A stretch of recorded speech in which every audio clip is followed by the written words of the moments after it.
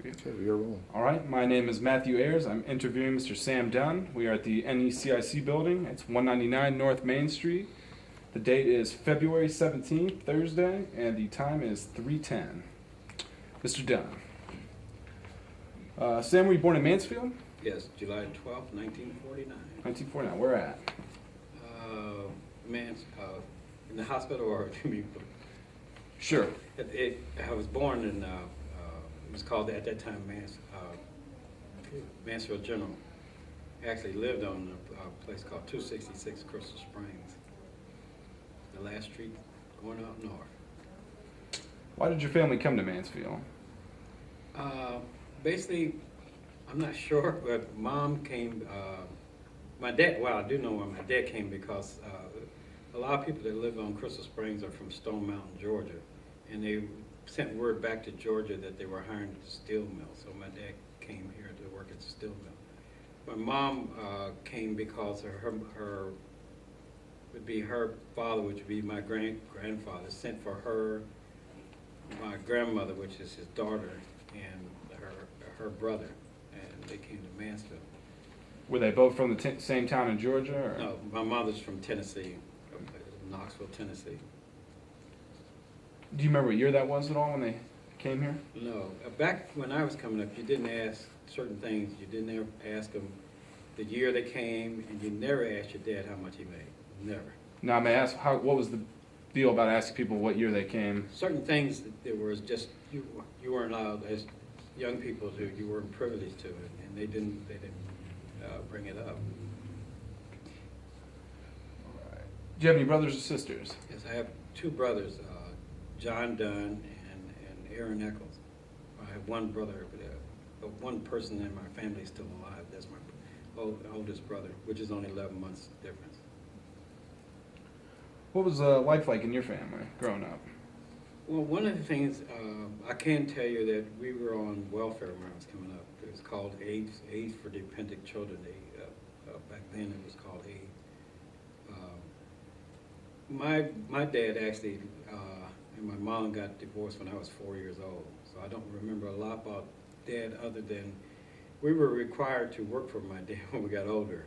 My dad actually lived a street over. A lot of times you'll find out in the North End, a lot of people that got divorced, they were really close to where their spouse was.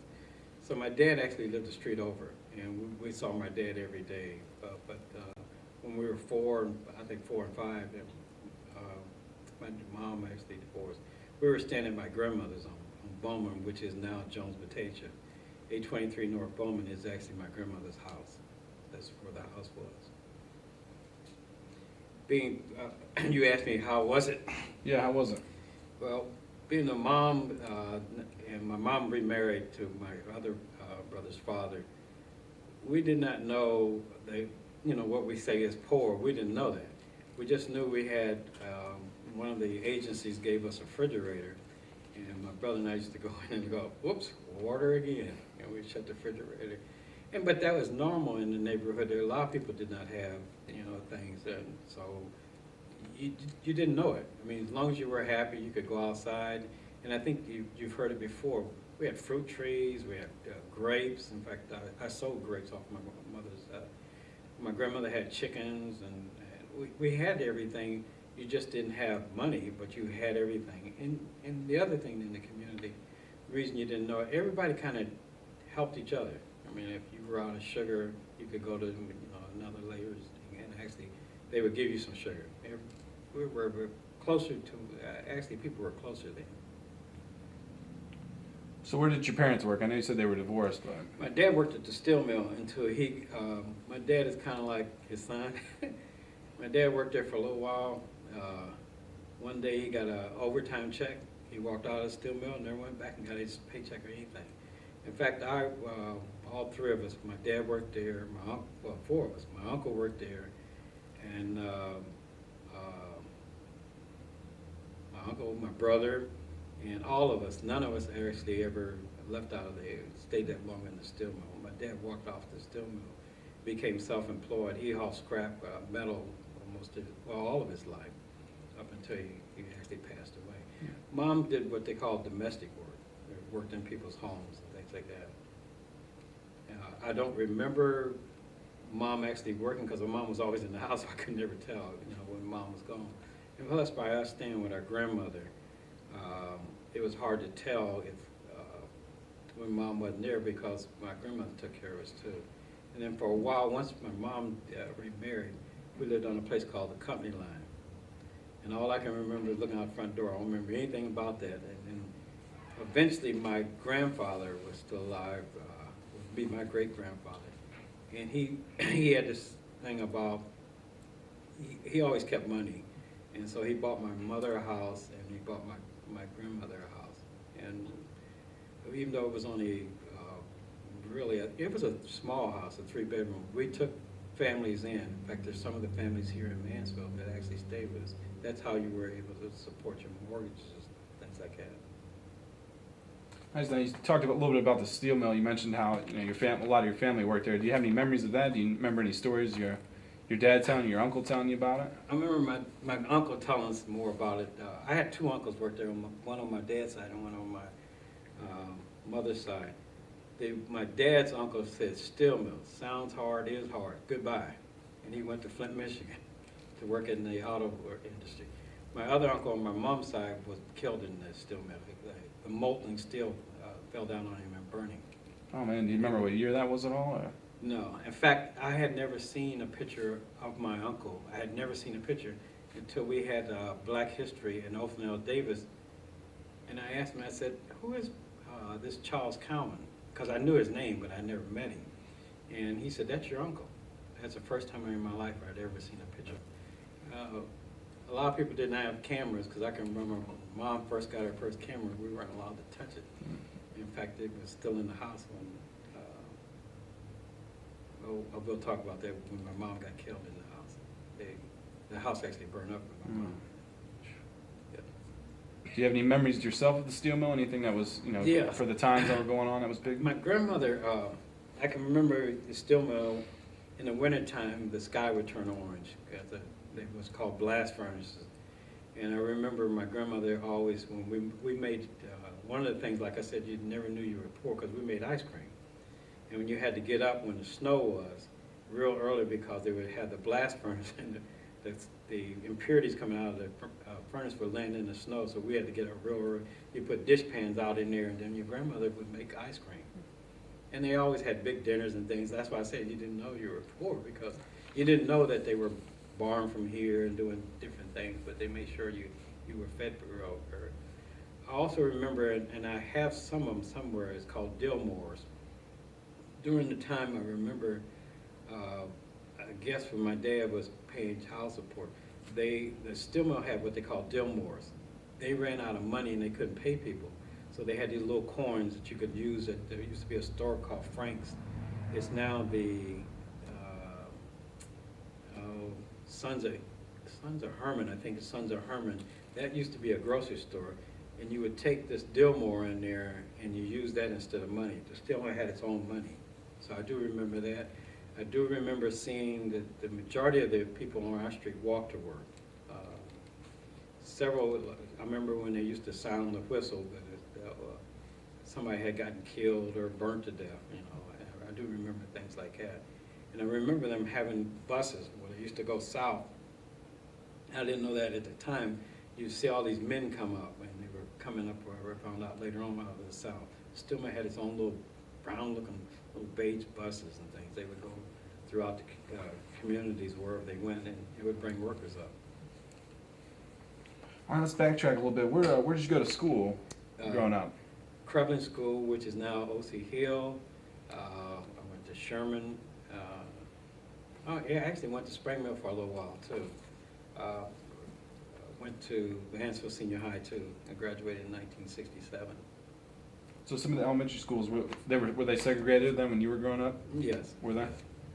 No, they weren't? Okay. no, not when I grew up. Okay. In fact, a lot of the friends, a lot of things you didn't know was going on around you, because at my mom's house, she opened the house and there was always someone there, and we didn't deal with a lot of racial issues. It was, but I do remember this, and I just thought about that the other day. They could come to my house, but I couldn't go to their house. I never knew why, because Mom Mom just never, my mom was very kind, so she didn't say a lot of things that were hateful or anything like that. But I do remember, and do remember the family up the street. There was only, and it's funny, I can remember the only non-African American family. His name was Ziegler, and they lived right up the street from us. They would come down, we would play. And so we didn't have that until, going through grade school, you didn't notice it as much. Going to high school, you start to notice it, because we're talking, you're talking among your peers and things. And I can also remember when there was race riots at senior high and things like that. Do you remember the years on some in of the that 60s. stuff? 60s? In the 60s, because I can remember the pastor of Mount Calvary, which was Reverend Carter. They were police cruisers, and everybody was out in the street at Mansfield Senior High. And I can remember Reverend Carter was the only minister in Mansfield that could, both black and white students, he got us to go back into school, which then the next day they tore up the school again. So it was kind of fun, because you don't think of the seriousness of it. You just think you're getting a day off from school. But as you got older, and then things started happening in the community. Non-African Americans, if I can say it that way, they would come through the neighborhoods and would call you different things and things like that. And you start to notice that then, but before then you didn't notice it. And a lot of people that was actually with you would be non-African Americans walking home from school. It wouldn't be people from your neighborhood. It would be people from other neighborhoods that would come through and create a lot of the problems in the neighborhood. Nice. Now, some of the other people talked about the friendly house being a big part of their life growing up. Were you involved in there in any way at all? I boxed one night at the friendly house, and that was the last night I ever boxed. Mom did not allow us, our mom, by her being blind, couldn't see you. And so we weren't allowed to go to friendly house that much. My mom did not allow you to get too far from where she couldn't hear you. I went to friendly house a few times, but I was real quiet, so, and after getting hit in the nose, that just kind of cured me from ever wanting to go to friendly house anywhere. So I can remember the person that hit me was Danny Wukla. Hit me right in the nose. I couldn't touch my nose for 2 weeks. All right, so, after graduating from senior high, did you attend college, or what did you do after? I went to, I might as well tell you this. I was not a very good student at Mansfield Senior High, so my senior year in English, I had to sit in the counselor's office every day. I wasn't allowed, I was kind of disruptive. I didn't talk a lot, but I make noise, the little sound effects in the class. So my English teacher was very upset with that, so they had me to do my senior English in the counselor's office. And while I was in there used to be racks of pamphlets. I decided to read the pamphlets. I didn't have anything else to do after I did my homework, and so I started reading pamphlets. And it was, back then it was called North Central Technical School. It was on Marion Avenue. And I said, I don't want to go to college. I don't want to go away from home, but I think I could do this. So I went up there and I enrolled in there, and there was a few problems there, because I was the first African American to actually go to that school and actually graduate from that. I can remember one of the things that really bothered me, and still bothers me to this day. I was over here off of Ashland Road, and I was studying with a fellow student, and his wife came in and she said, "What is that doing at our kitchen table?" And I could hear her, and I was like, oh. So he came back in, and he said, "Sam, I think you have to go home." And here's a guy that, he had been in service and everything like that. And I thought, because when I went to tech school, a lot of your fellow students were older than you. But that was the first time that someone came out and said something like that. I can remember other incidents, but that was growing up when we would shop at the department store. But going to school, that was the first time I really ran into it. Do you remember what year that was at all? 66. 66. Yeah. Can we go back to just a little bit? I forgot to ask you, were you involved in any activities in school or sports, anything Yes, like I that? ran track from grade school all the way up. Every year, all the way from Curling School to Mansfield Senior High, we were undefeated. Every year, from grade school, junior high to high school, we were undefeated. I ran the 100 and the 220 and the 80 relay. I actually went to the state, and I led off in the state. So yeah, I was still running track up until a few years ago when I found out, Father Time has caught up with me. No, I don't. right now I'm not doing any activities other than what I should be doing. Okay. So I know you talked about the steel mill already. Was that your first job? Could you tell us about your first job? First job was at a place called, first job was really with my dad. And my dad's kind of strict, so I decided to go work at a tire place. When I was at Mansfield Senior High, it was promised that several of us would get scholarships. And as it turned out, none of us got a scholarship, even though we was undefeated. So the coach had promised my mom that, you know, we would get a scholarship and I could go on to college. So that didn't happen. He got me a job at what was called Hollinsworth Tire Company. That's the first job I went. I worked there for 2 years, and then they had this policy: the last person every year would get laid off. And so I went to apply for unemployment. My dad found out I was applying for unemployment. He says not one of his sons in his lifetime would ever file for unemployment, so I went to work for him the rest of my life, up until I went to Montgomery Ward's. No, in between that, I did work at a grocery store called Ken and John's, which is Papa Johnny's now. It's Ken and John's. Ken couldn't pay you a lot, I mean, you know, because it was just a local neighborhood, but we sold everything. Chicken wings, we made our own sandwiches, we used to sell to the independent towel. And I learned to cut meat, even though I can't cut meat. I actually followed the diagram, and he wanted to know how I knew so well. There was a chart on there, and I've always been one that can follow anything. So I would just cut the meat based on the chart.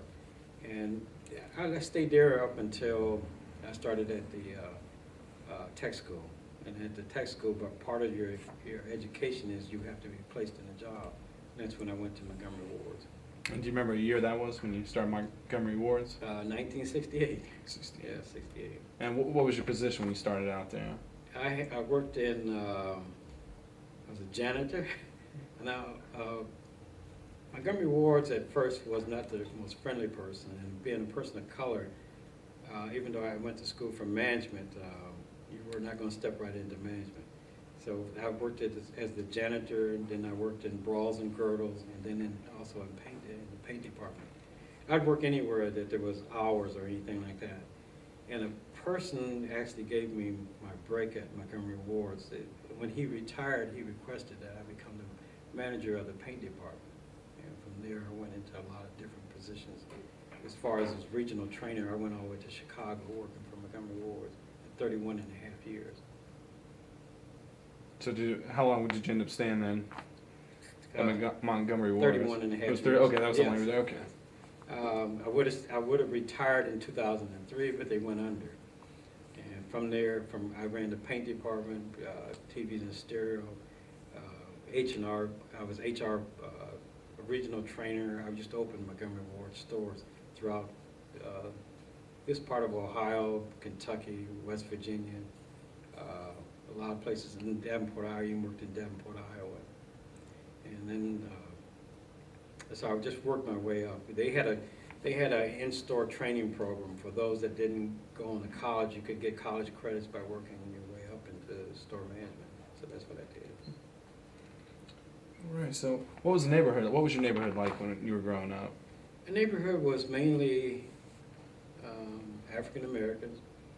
My dad lived over the next street, but actually had property on our street, so he was there. We raised hogs on our street too. Even though it was illegal, my dad raised I think he had about 150 hogs. My brother and I, we raised rabbits. We had about 200 rabbits that we sold. And the people in the neighborhood, whenever when we get a certain time of the year, we would butcher a hog and the whole neighborhood would come out.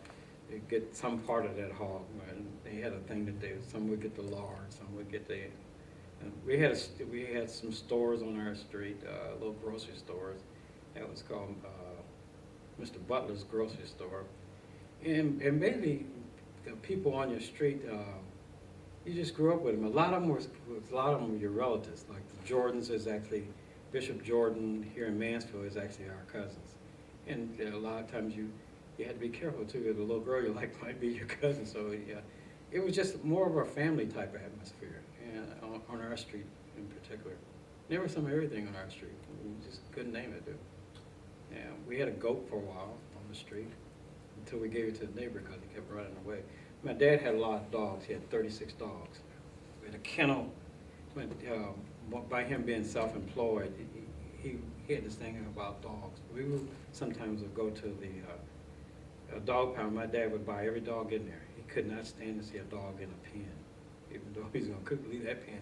But his pens were large kennels and things like that. My dad was hunting. We learned to hunt and fish with my dad. Like I said, even though mom and dad was not together, that was requirement. And two things you didn't say anything against about my dad to my mom, or my mom, you didn't say anything, vice versa. They just didn't have that. So do you remember some of the stores and restaurants in the area in your neighborhood? Yeah, there was Miss Allen's, there was Ken and John's. What was Miss Allen's? What was? Miss Allen's was right across there was an alley right there. There was an alley to my grandmother's house, and then there was on this side was Miss Allen. On the other side was Mr. Lumpkin, which I eventually married his daughter. And then there was Earl's gas station. There was, let's see, around the corner was Papa Johnny's. That was a bar and grill. We had a hotel. There was the Ebony Hotel. Then my grandmother she had her own store, though she had a church. She had a church in the house too. We sold eggs, 1 egg at a time, or we sold you a dozen eggs. And also we sold dinners across the street. I had to make sure I would look both ways, and I'd run across the street on Friday and sold chicken dinners to the guys that work at the steel mill. So how's it different today? How's the neighborhood look today? The neighborhood today, in fact, I go up Crystal Springs, and just about every house I know, including my parents' house, they're all gone. It's just open field. Deer is something I've never seen as many deer up in that area, and a lot of them just run down and just boarded up houses. There's not as many. There's still some families live there, but the majority of the houses are gone. I can't remember how many houses, but now I think there's about 8 or 9 houses on the street that I grew up on. There is a brand new home out there. Harry Realtor built a brand new home on Crystal Springs. My dad's property's still there, but it's different. And you really I don't really know the neighbors. We knew every neighbor on our street. You better know all the neighbors, because you had to have, a lot of respect for all your neighbors and everything. So what was life like for African Americans in Mansfield in the 50s and the 60s? I can speak more about the 60s, because the 50s, my mom didn't, we were under control, so I don't remember. Basically, there was a lot of, I think we were getting into the 60s, so there was a lot of tension that once you came out of your neighborhood and you went to high school, you've got mixture of a lot of people, so there was a lot more tension. I can remember going into Reed's store, and my mom wanted to purchase a slip, and the lady told us we couldn't touch the slip.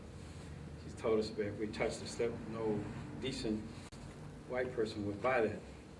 So we weren't allowed to touch certain things.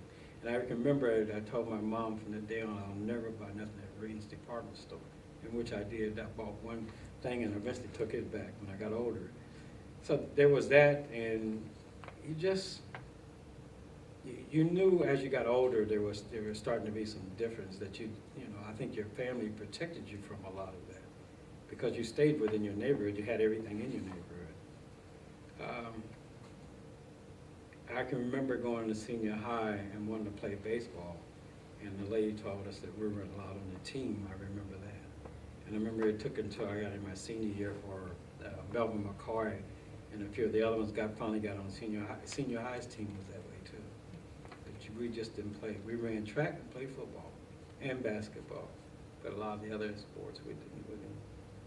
You didn't feel welcome to participate, even though you were in the same school. So do you remember, was a lot of Mansfield segregated like that during that time, or was any other kind of memories about that? The biggest one was the bus. There'd be a lot of fights on the bus. Yeah, both even in junior high, there was a lot of racial fights on the buses. Because once you're on the bus, it's kind of a little captive audience. And even though Mom never allowed us to take part in fighting and things like that, there was a tremendous amount of fights during that time. All right, so how did the civil rights movement affect you personally, and Mansfield then as a community? I think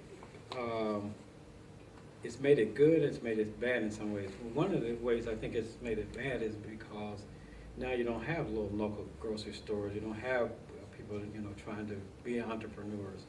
And so that part, I think it made it worse.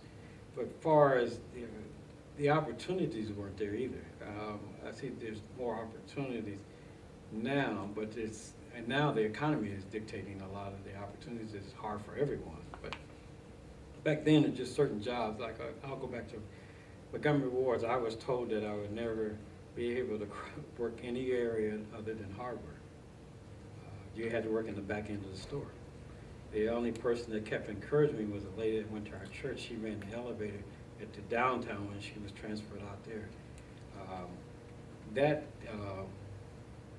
You just knew there's certain areas and certain times you would go, like in the men's suit. You were not going to work in men's suits. I don't know what that was, but Montgomery Wards had certain little boundaries that you couldn't just work in certain areas. So now, did that get better throughout the 60s or towards the end of the 60s, or was it? Yeah, because people had to put up with me. No, at Montgomery Wards, that is what it was, because they saw, hey, Sam's okay, he can do the job, and it was starting to change, and you saw. But now, like I said, it seems like, and we used to have the old saying, last hired, first fired, and it actually stood too. And then you found a lot of things there were little games being played that companies would put down that they had, back then it was affirmative action, so they would put down the affirmative action. A lot of times they would have employees that had passed, especially if they was African American, they were still counting. And the reason I know this for a fact, I was the personnel manager at Montgomery Wards for a number of years, and I looked down one time and saw they said the janitor manager was actually African American, which happened to be my stepfather, and he had been dead for 8 years. He was still carried as the manager. It used to be called weight factors. You had to apply to your employment. So you got so many points in those you were trying to improve. But then they were always in like domestic jobs. In fact, I think I'm quite sure I was the first black manager at Montgomery Wards. Might have been the first black manager at Richland Bank, and that was in '89. Yeah, did you have any experiences at Richland Bank at all, or? Oh yeah, there was some good experience there. The majority of the people, accepted you, but there was people that didn't accept you. There was people that would come in the bank and call you names and things like that. So that was even in the '80s. And a lot of times they would make you double count their money and things like that. You knew that certain things were going on. And every now and then, Montgomery Wards and Richland Bank, they would call the employees without your knowledge and say, how's it feel to work for a black manager? They would just test them to see how they felt working for a black person.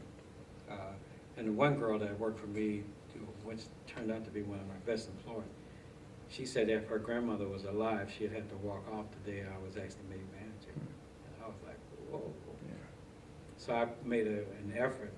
While her grandmother was living, I went to her house one night, and just to see what she was like. And she was an older lady, but she was set in her ways. But her and I eventually became, I think, somewhat of her friend. I don't know for a fact, but yeah, there was still a lot of that going on, even in the '80s. And it's more subtle today than it is. It's not out in the open. And that's one thing that my parents said, in the South, they knew where they could go. In the North, you don't know until you go there, and then you get your feelings hurt. And that's the way it was. So, tell me about your church. Okay. I went to Shiloh. I started out at Shiloh Baptist Church, but I think I mentioned before, my mom became blind, so we had to go to a church that was closer. So we went to Mount Hermon. Mm-hmm. And Mount Hermon is where Martin Luther King's uncle actually worked, both of the Kings are real good friends of my dad. They all grew up together in the South. Church is kind of like gives you the uplifting when you're down, and there's always good singing and preaching and things like that. And then as a young person, we always had different things. We had different activities that we were involved in, either ushers or junior deacons or junior trustees, which I was a junior usher. And we had little weddings we used to be called, I think somebody probably mentioned it was called Tom Thumb Wedding, which I was part of at one of the churches. So you were always involved. Most churches, as I grew up, and most churches today still are kind of segregated. Now that's something that's really segregated, is churches. Because at our church, which I attend now, is Mount Calvary, I think we have maybe 3 or 4 non-African Americans. Everybody else is African American. And it's always amazing how we all praying to God, but we go to different churches and we don't get along. So what's the role of the church in your community? I think it's like the life. That's where everything, that's the one thing you'll find out in African American community. They do own their own churches. That's one thing they do own. There's a lot of pride. There's an extreme amount of pride in our churches.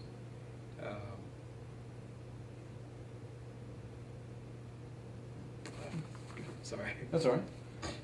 So tell us I just want to ask, what was your first perception of Mansfield as a kid and then as an adult? Like, what were your first, feelings about Mansfield that you can really recall? I think you have it from being in sports. You have a lot of pride about Mansfield, but as you get older, even now, it's really not. There's not a lot of good jobs in Mansfield. So you have a different. When I came back from the military, I ended up going back to Montgomery Wards because that was, that's what I knew, and I did like that. But today, I don't know where. In fact, a lot of times I have a problem. I'm not sure what to tell young people, other than to become an entrepreneur, because there's not a lot of jobs out there. So do you have a fondest memory of growing up in the North End at all? Yes, my mom, my grandmother. I really enjoyed, growing up with them, being with my mom and my grandmother and my dad. I learned a lot from my dad, even though I was scared to death from my dad. And if he was alive, I'd still be scared of him. But anyway, and even my stepfather, I learned a lot to do it yourself from him, because he didn't talk. He did not talk. For some reason, he just didn't talk. And I was by the only one in the house that he actually talked to. So I do have, and I like the idea that you could go to different people's houses, and you always felt welcome. Even if they didn't have anything to offer you, you just felt welcome because you kind of all grew up together. People call it today gangs, but it was just a neighborhood. And you knew you could survive in your neighborhood. There was something there to do. All right, so how about tell us about your worst memory of growing up in the North End or of Mansfield? Really don't have real bad. I think the worst thing was, like I said before, when I was really disappointed when I didn't get a scholarship to go to college. Because I knew Mom and Dad, and especially Dad, he did not believe in going to college. He just meant you to go to work. And Mom did not have it. I think I still sticks in my mind, because I would like to have went on. Even though I wasn't the best student, I think now I can see it really more than ever.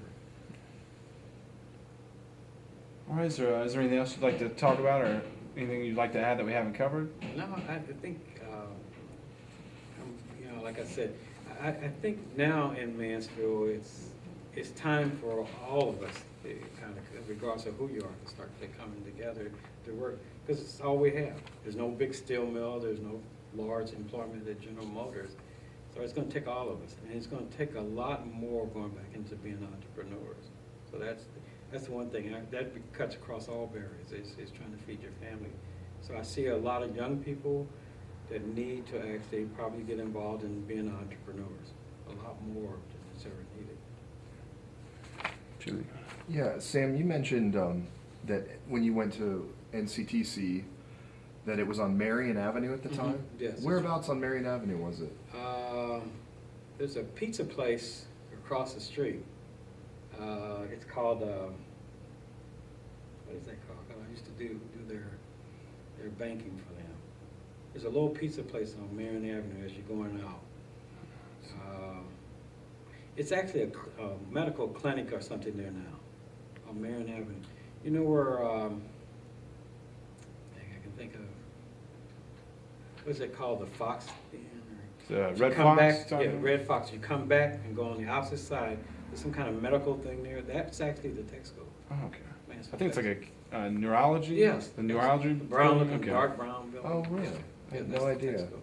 And that was during the late 60s 60, then? yeah, or- because I was there 67 to 69. Okay, wow, no idea. Yes, I got some pictures of it too. That would be good, yeah. You guys have anything you want to ask at all? I kind of missed out a little bit, so I don't know. See, okay. Tara, anything you want to? One more thing. Your dad, like, what did you and your dad do most of the time, like, besides work? Fish. My dad fished and hunt. I didn't like the hunting. With my dad, I didn't. I never like killing something that I'm not going to eat or anything like that. I think with Dad, it was more of a macho thing. You went hunting because your dad went hunting. You didn't go hunting, you probably got a whooping. And back then, they still, would actually whoop, as we say, whoop you. A lot of enjoyment with him going fishing. It's just you didn't want to be around him if he didn't catch any fish. Plus, you were going to work on the way back. All the way back from Sandusky, my dad had contracts with a lot of the little small shops. So you didn't just go fishing. As you know, once you're finished fishing, even though you might have stayed up there 2 days, you were going to actually go by, because we always carried a dump truck with us, even though we might carry the pickup, we carried a dump truck with us. You're going to fill that truck up. My dad believed in that. If you went fishing and you bought a lot of things to eat and a lot of things to fish with, you were going to pay him back on the way back home. All right, I think that's Yeah, I think that's about all. it. Yeah. Let me ask him a question. Sure. So you basically like just been like into entrepreneurship, like My grandmother is probably the key to that, because my grandmother, even though I've got a long background in retail, my grandmother had a store. She used to buy the old things and mark them up, which is retail. She sold clothes, she sold eggs. We sold a slice of bread if you need a slice of bread. And she would buy candy from there used to be a day old store in the neighborhood. And she would sell it, believe it or not, my grandma sold it for more than what the new stuff sold for. Everybody liked Miss Jenny Ross. is it this your dad's mom or your mom? That's my mom's mom. Okay. And if she was alive, which a lot of people thought I worked for a non-African American, that was actually my grandmother. She was always an entrepreneur. She always had, she owned a, if you remember, if you might not remember, but there's a movie called Cooley High. Yeah. In that movie, that big building is my grandmother's. That they're running in and out of. That's my grandmother's building. She inherited that building. She used to average about $6,000 a month off of it back in the 60s. In Chicago? Yeah. Because my uncles, I had some real big uncles, and they were into entrepreneurs. They owned grocery stores. They owned a chili cook-off. Chili cook. They owned a big chili store there that made homemade chili and stuff like that. And they had a lot of apartments. So I probably got it from my grandmother. And then as I grew up, I liked the idea of being able to, my dad worked for himself, so you got to see the advantage of a person working for themselves. And you also get to see the disadvantage when things don't go well. Yeah. All right, thank you very much. Yeah, appreciate it. Okay.